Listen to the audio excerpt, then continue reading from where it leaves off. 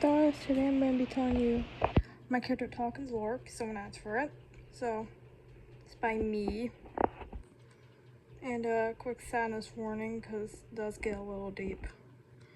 Let's go. The beginning. It feels only right to start the lore of Game Day, the series Talkin come from, as a whole. It's a long story, but this is basically it.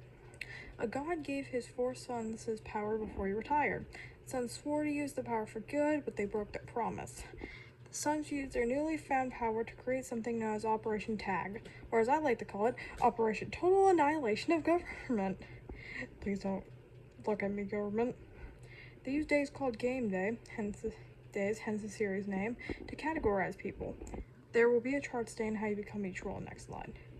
These days took place on the person's birthday of any year. Seekers were told many things, but most were told they had to kill to live. Hiders had to stay hidden from Seekers to live. Moderators got the same powers as the 4 sons and controlled the world. And here's the Game Day chart. I'll give you a couple seconds to pause if you want to read this. Alright. Talkin's parents. Alright, it's time to get Talkin's story where it starts. His parents. Don't worry, this part's short. Talkin's dad, named Harriet, was one of the original Seekers, whose game day was on the first day of Operation Tag.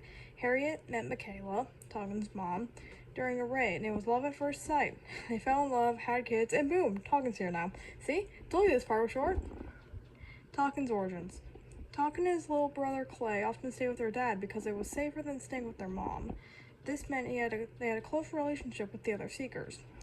On one fateful day, Clay got cancer, and they had to stay with their mom while he recovered. While Talkin was with his dad on a hunt, he accidentally got hit in the eye with his dad's dagger, leaving him to wear an eye patch for the rest of his life.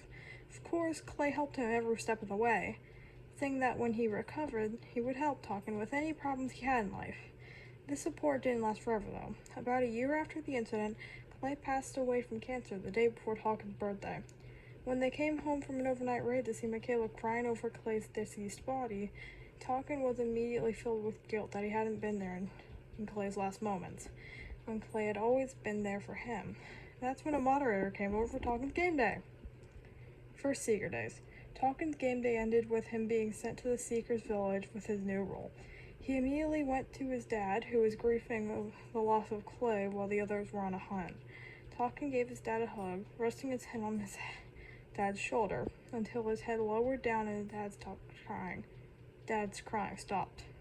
Talkin opened his eyes to see his dad disintegrating right in front of him. He knew he was gone. He picked up his dad's dagger and sat on a shelf with Clay's favorite toy car and a family photo. Tiff, known as Tiffany at the time, was the first one to come up to him and comfort him, telling him how she knew how it felt to lose someone close to him. Talkin swore he would do everything in his power to make sure he never harmed a hider in his life. To do that, he pretended he was weaker than he really was to keep the other from taking him on hunts. Present day. Talkin, to this day, keeps his word of never harming a single hider. In fact, he even puts on his life at risk trying to protect them, having injury from every other Seeker. He's gotten used to getting hurt physically and mentally from his entire team. He still pretends he's weaker than he actually is, and uses a play sword to make sure he can't do much damage. His 2 good friends, Yolder and Pester, constantly pressure him to use his dad's dagger because it does more damage, and he's really struggling not to let the pressure get best of him. He can barely sleep at night due to still feeling guilty about playing his dad's death, along with trying to get in contact with his mom, who has been lying about her being dead so the others wouldn't go after her. Here's some fun facts. I'll let you pause to read these. Alright. And thank you, EmmaStenholmMoldoveanu, sorry if I pronounced that wrong, for asking for this. And again, I will let you pause to read this, but it was very unique. I haven't done this in a while. I really like doing this. And I hope you're happy, and thanks again for requesting. Bye!